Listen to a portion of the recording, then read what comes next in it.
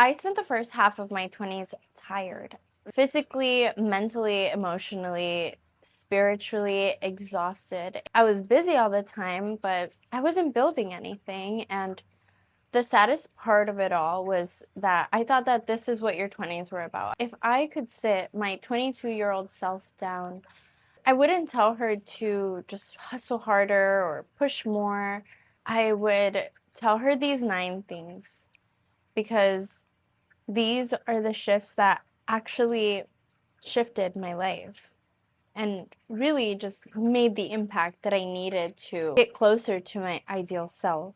Now, some of them might be uncomfortable, but even if one or two of these land for you, it'll save you years of learning it the hard way like I did. Now, let's talk about it. Now, the first few are about what's happening up here, because that's where it all begins. The first thing I tell myself is this: stop spending money you don't have to impress people you don't even know or like, for that matter. I did this for years. I was saying yes to trips I couldn't afford just so I wouldn't feel left out. I had intense FOMO, and I remember this moment where I was checking my bank account after trying to keep up, and my stomach just dropped. I felt so devastated, and I realized I was trading my peace for a photo, for a like, for validation from people who don't even know me or aren't even thinking about me. What I've learned since then is that real confidence is quiet and insecurity is loud. The people who are actually building something aren't draining their savings just to look like they're living. They're protecting their peace so that they can actually build a life of substance, a foundation, to truly have something to show for themselves. And the moment I stopped trying to look like I had it together, I focused on actually getting it together, and everything shifted for me. Now, this one's real, and I'm not proud of it. There was a season where I participated in gossip, not because I'm a mean person, but because it felt like connection. It felt like whoever I was talking to, it was a bonding moment. But deep down, I knew that it went against my values. And then it hit me that if people are comfortable talking to me about others, then they're definitely talking about me too. That basically changed how I moved. Yeah, a part of me engaged in those conversations because I had people-pleasing tendencies, but after so long of realizing what truly mattered and how I wanted to walk with integrity, now my standard is simple. I don't do to others what I wouldn't want done to me. And I'd rather have an uncomfortable conversation to your face than smile at you and tear you down behind your back. Protecting people's names, especially when they're not in the room, changes the way you carry yourself, and that is what true integrity looks like. This raise completely rewired my brain. How you do anything is how you do everything. When I was working, still am, jobs that felt temporary, like stepping stones, such as waitressing or retail or sales jobs, I used to tell myself, this isn't my dream job. So why am I going to give it my all? Why am I going to put in the most effort when I know that I'm not going to be here forever? Then I realized something that was uncomfortable. And it's that the version of me who cuts corners in the small things is going to do the same in the big things. And whether the stakes are low or the stakes are high, you're going to do the absolute best and be meticulous at your job, because that's how you show up for yourself, and that is your true character. You do everything with intention, with precision, because you know that that is a resemblance of you. Wherever you are, no matter what moment or what part of the journey you're in, you're going to do the best you can, because that will always translate, and it'll be practice for when things come to you that are bigger and greater than you could have ever imagined. It's really about laying the foundation for yourself and treating every part of life as a gift. Slacking isn't about the job, it's about your standards. And if you want to become the woman that you say you want to be, you have to start acting like her now. In the boring moments, in the invisible moments, that's where she is built. So those were the internal shifts, but your mind runs on your body. So let's talk about energy. This one took me a while to be honest about. I had to ask myself, is this actually serving me? And when I really looked at it, I realized that I was trading a few hours of fun for anxiety, brain fog, low energy, and borrowing happiness from tomorrow. And that interest rate was high. This isn't about labels or extremes, and I'm not telling anyone what to do. I'm just asking you to really look at the exchange honestly. When I stopped leaking my energy into things that weren't giving me energy back, I finally had enough energy to start building the life I kept talking about.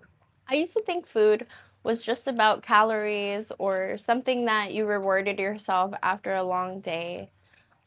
But I remember looking in the mirror one morning, puffy face, foggy mind, and zero drive. I was inflamed. My body was like begging for some nutrients, and I was reacting to what I was putting into it. And that's when it clicked.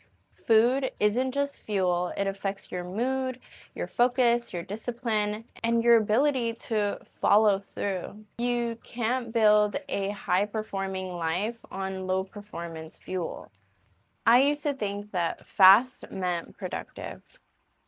I remember a trip where I went to San Francisco and I tried to see everything in the 2 days that I was there. Rushing, checking boxes, taking photos, just filling every time slot with any excursion or activity that I could. When I got home, I realized that I didn't actually experience any of it. I was there, but I wasn't present. Slowing down isn't laziness, it's how you actually live instead of documenting your life. Your 20s will pass no matter what. And the question is whether you'll remember them or just have photos to prove that they happened. So, mindset and energy matter, but nothing changes without action. For a long time, I sat on the sidelines of my own life, especially with content. I knew I wanted to do this, but I kept waiting. Better equipment, better timing, a better version of me, but the truth was that I was scared. It was fear dressed as discernment, and perfection was just the excuse. And this is what changed everything. You don't think your way into action, you act your way into clarity. The messy first steps are the price of entry, and clarity comes after you move. So if you're sitting on something, start imperfect, start scared. That's how it always works out. When a baby starts talking or a baby starts to walk, it just keeps trying. And the first few steps, he's not going to be like a runway model. They're going to fall and they're going to get back up, but they're going to keep trying because they want to walk. They're going to keep trying to talk because that's how they are able to communicate. And it's messy at first. You have to be able to accept that that's the beauty of the journey. Motivation is unreliable, and I'm pretty sure we all know that. But what changed my consistency was my environment. I laid my clothes out the night before for the gym, for my work day, and I made sure that my environment was clean and ready for me to work before I even went to bed, down to my water bottle being filled up, filled with creatine, my supplements, and some electrolytes, some salt.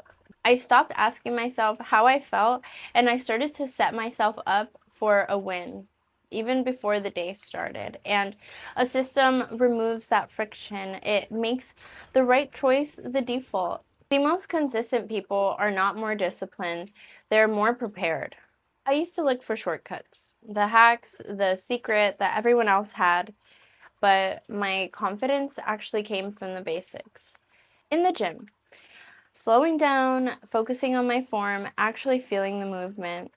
In my mind, journaling, honestly, asking myself what I'm avoiding, really getting deeper, asking myself discovery questions to figure out how I can change this mindset into something that actually serves me. And in my life, by keeping promises to myself. That's it. Self trust is built when your actions match your words. No app, no hack, no shortcut replaces that. Your 20s aren't just about finding yourself.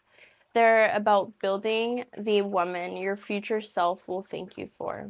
I'm still learning and I don't have everything completely figured out, but I know this. The version of me who started applying these shifts is unrecognizable from the girl who was constantly tired, keeping up, wondering why nothing felt like enough. And if this resonated with you, I started a newsletter, just a weekly reset, real reminders, grounded perspective, something to come back to when motivation is just fading. Links in the description if you want it. And tell me in the comments which point are you taking with you. I'll see you in the next one. Bye.